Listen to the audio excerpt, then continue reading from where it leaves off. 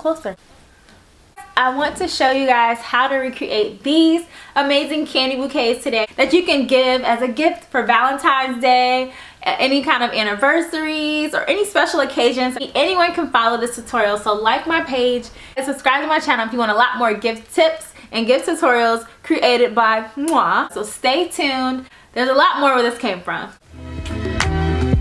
Alright, here we go.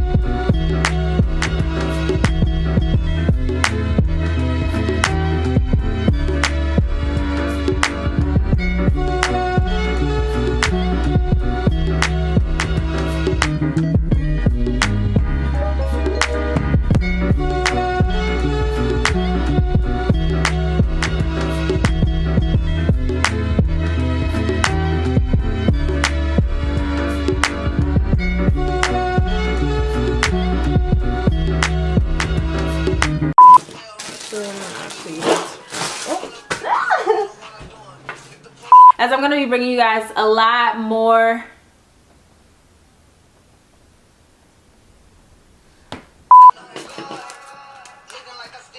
look at it, stuck to me. I can't